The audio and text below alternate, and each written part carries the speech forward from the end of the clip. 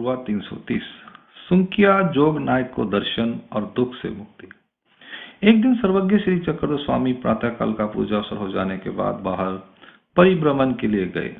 थोड़ी देर एकांत वातावरण में समय व्यतीत कर वे वापस मंदिर परिसर में लौट आए और आसन पर विराजमान हुए।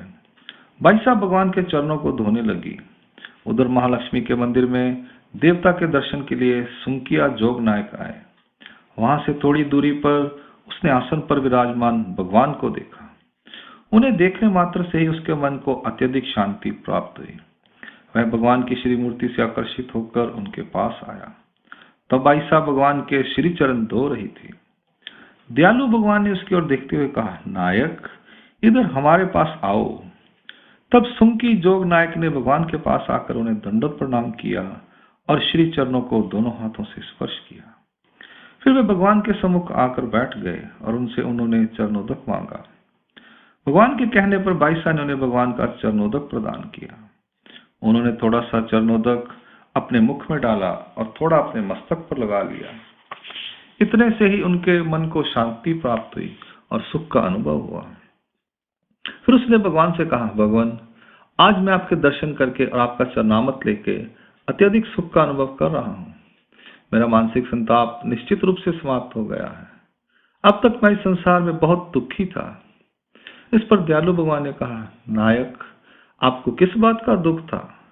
फिर जोग नायक ने अपनी पुरानी सारी कथा दोहरा दी। वह कहने लगा, भगवान मैं मिरज में दोनों मार्गों पर कर वसूल करने वाला सुंकी था। मैंने तेलंग देश में जाकर कर वसूल करते हुए अपार धन संपत्ति इकट्ठी कर ली। फिर मैंने सोचा कि अब इस धन को लेकर मैं अपने देश वापस चला जाऊं और वहां जाकर अपने सगे संबंधियों के साथ मिलकर आराम से अपना जीवन व्यतीत करूं। इस आशा के साथ अपना सारा धन बैल के ऊपर लादकर अपने देश की ओर चल पड़ा। ऐसे चलते चलते रास्ते में एक स्थान पर मैं अपने साथियों से बिछड़ गया। वे बैल को हाँकते हुए आगे चले गए। मैं वहां उनके पास पहुंच नहीं पाया। मेरा सारा धन लेकर वे कहीं दूसरी तरफ चले गए। धोखे से उन्होंने मेरा सारा धन लूट लिया। मैं निराश होकर अपने घर वापस आ गया। यहाँ आकर मैंने अपने घर का अपना कीमती सामान और गहने बेचकर कुछ धन इकट्ठा किया और अपने बड़े पुत्र को सराफा बाजार में काम धंधे पर बिठाया। पर दुर्भाग्य से एक दिन अचानक ही उसकी मौत हो गई। वह सारा धन देकर उसने अपने छोटे बेटे को दुकान पर बिठाया। उसकी भी अचानक मौत हो गई। कुछ समय बाद मेरी पत्नी भी इस दुनिया से विदा हो गई। इस प्रकार मैं अपने जीवन में बहुत दुखी हो गया।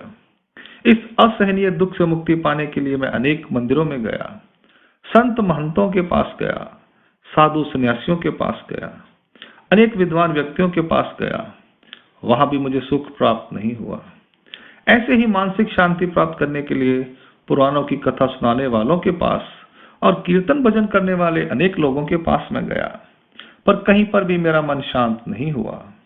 पर आज अचानक ही यहाँ आपके दर्शन करके धन नाश, पुत्र शोक और कलत्र नाश आदि से उत्पन्न दुखों से मुझे मुक्ति मिल गई है। आपके दर्शन से मुझे यह सबसे बड़ा सौभाग्य प्राप्त हुआ है। आज मैं पूर्ण रूप से सुख का अनुभव कर रहा हूँ। फिर भगवान ने भी उसे सांसारिक दुखों से मुक्ति पाने की अच्छी शिक्षा प्रदान की, जिससे उसे और भी अधिक मानसिक सुख प्राप्त हुआ। थोड़ी देर बाद उसने भगवान से जाने की आज्ञा पाकर उनके चरणों को स्पर्श कर दंडवत प्रणाम किया और अपने घर की ओर प्रस्थान किया। जाते समय भगवान ने उससे कहा, सुखिए जोग नायक, जब भी तुम्हारा मन चाहे तब तुम यहाँ किसी भी समय आ सकते हो।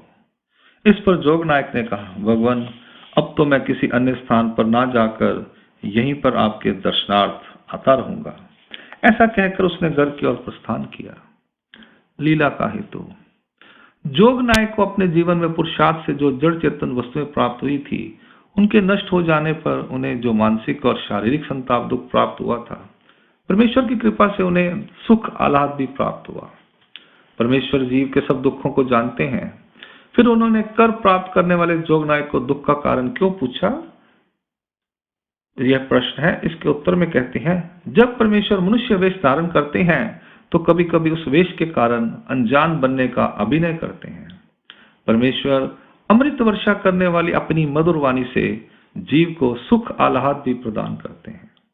दानशील प्रवृत्ति के कारण ही अपनी शक्ति के माध्यम से परमेश्वर पीड़ित जीव के शरीर में सुख का संचार करते हैं। परशुराम व्यास ने भगवान की वैखरी वाणी को पराशक्ति माना है। उनकी वैखरी वाणी में परमेश्वर की प्रीति के कारण असीम सामर्थ्य विद्यमान है। भगवान अपनी कनव के अनुरूप ही जीव के सभी कार्यों को पूर्ण करते हैं, चाहे वे कर्म राटि के हों अथवा दैव राटि के हों। भगवान के पास आकर उनके दर्शन करने पर जोग नायक को मानसिक और शारीरिक दोनों रूपों में सुख शांति प्राप्त हुई।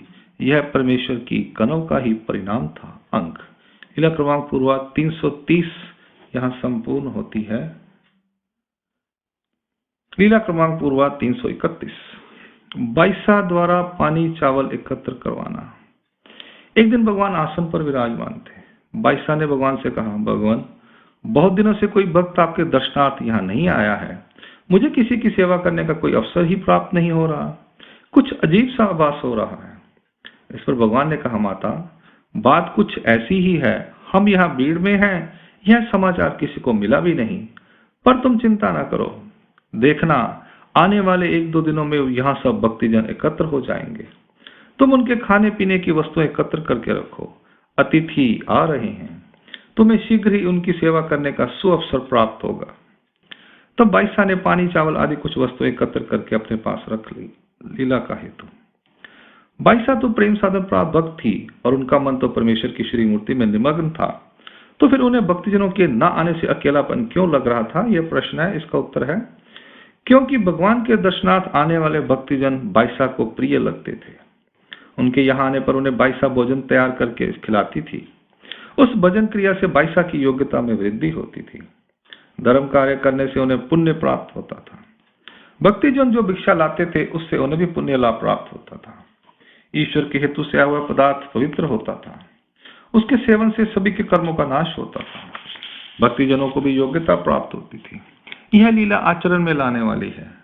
मनुष्य वेश धारण करने के कारण परमेश्वर भी जीव के 4 दोषों, जीव धर्म, मनोधर्म, कृपा धर्म और देव धर्म स्वीकार करते हैं। इसलिए भगवान ने भी बाईसा की बात का समर्थन किया था।